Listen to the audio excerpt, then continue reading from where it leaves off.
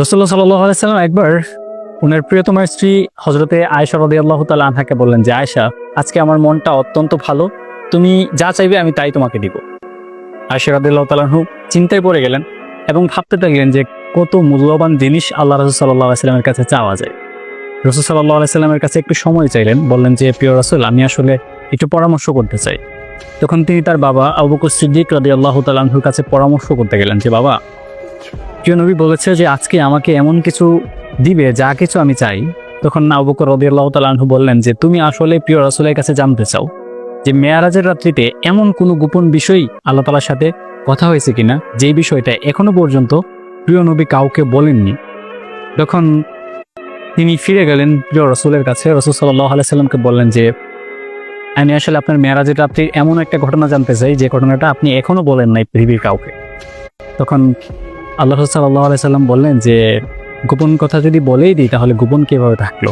এবং তিনি মুচকি হাসি দিয়ে বললেন যে, এই বিচক্ষণ কথা নিশ্চয়ই আবু বকর তোমাকে শিখিয়ে দিছে, কারণ আবু বকর সিদ্দিক ছাড়া এত বিচক্ষণ প্রশ্ন করার মতো ক্ষমতা আসলে আমার উম্মতের মধ্যে কারো নেই।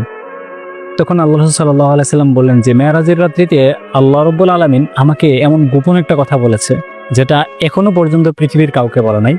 সেই কথারই হচ্ছে যে আল্লাহ তাআলা বলেছে যে, যেই ব্যক্তি কারো ভাঙা অন্তর জোড়া লাগায় দেয়, যে ব্যক্তি কারো মন ভালো করে দেয়, তাকে বিনা হিসেবে জান্নাত দিয়ে দিবে।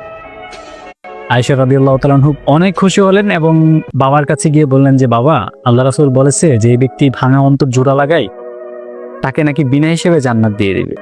আবু বকর সিদ্দিক রাদিয়াল্লাহু তাআলা আনহু কান্না করে দিলেন। কান্না করতে করতে তার অস্ত্রগুলো গাল বেরিয়ে গলায় নেমে আসলো।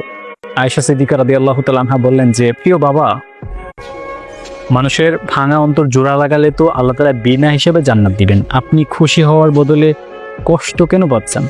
তখন তিনি বললেন যে, আল্লাহ তাআলা তো বলেছে যে ভাঙা অন্তর জোড়া লাগালে বিনা হিসেবে জান্নাত দিয়ে দিবে, কিন্তু না জানে কারো ভালো অন্তর যদি ভেঙে দিই, কারো মনে যদি কষ্ট দিই, তাহলে আল্লাহ তাআলা কত ভয়াবহ শাস্তি দিবেন।